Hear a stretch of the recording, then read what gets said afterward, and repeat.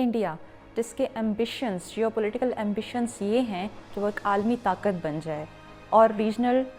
Power بننے کے بعد وہ اپنا اثر و رسوخ جو ہے وہ عالمی دنیا کے اوپر بھی قائم رکھے، لیکن اس کے جیو پولیٹیکل ایمبیشنز اس کی حرکات سے بالکل مختلف ہیں۔ اس کی extra judicial killings, extra territorial killings بالکل اس کے جو ایمبیشنز ہیں اس کے بالکل اپوزٹ وے میں جا رہی ہیں۔ جیسے کہ پاکستان کے اندر 2021 سے 20 لوگوں کا قتل کر چکی ہے را، اور را کو وہ ایز اے پلر اپنے جیو پولیٹیکل ایمبیشنز کے لیے یوز کر رہا ہے۔ عالمی طاقت بننے کے لیے جن چیزوں کی ضرورت ہوتی ہے وہ انڈیا فرسٹ پالیسی سے ہٹ کر یہ ہونی چاہیے کہ وہ تمام تر جنوبی ایشیا میں جو 8 ممالک پائے جاتے ہیں ان کے اندر بھی اکنامک پراسپیرٹی کو بڑھاوا دے۔ صرف اپنی ہی ریجنل ڈومیننسی جو کہ اس نے چناکیہ کی پالیسی سے لی ہوئی ہے صرف اس کے اوپر ہی نہ گامزن رہے، بلکہ وہ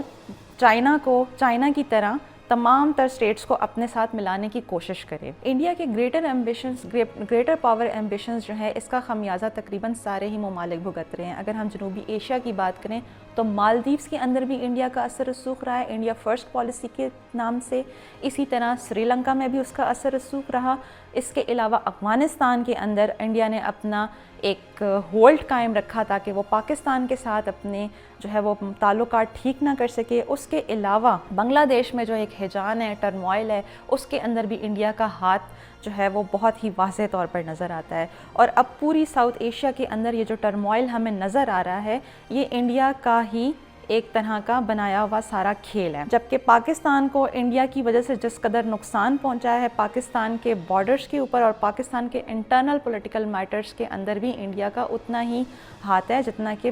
اس کے بارڈرز کے باہر ہیجان کریٹ کرنے میں اس کا ہاتھ ہے۔ کلبھوشن کو تو کوئی بھولا نہیں ہے اب تک۔ کلبھوشن ایک بہت بڑا فیکٹر جس کو ہم نہیں بھول سکتے، اس کی کارروائیاں بلوچستان کے اندر ایران سے اس کو پروجیکٹ کیا گیا اور وہ اس کی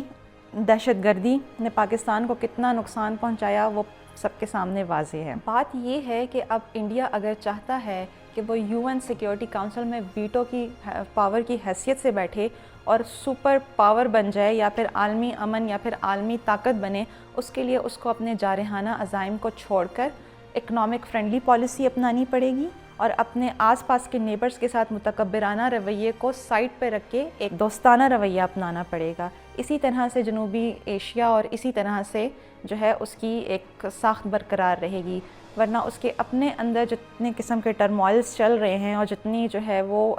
سیپریٹسٹ موومنٹس چل رہی ہیں، اگر وہ ان کے اوپر بھی قابو نہ پایا اور اسی طرح کی جو ہے وہ extra territorial extra judicial killings میں انوالو رہا تو اس کی اپنی سالمیت تو خطرے میں پڑ ہی جائے گی، لیکن ساتھ ساتھ خطے کی سالمیت کو بھی وہ داؤ پر لگا دے گا۔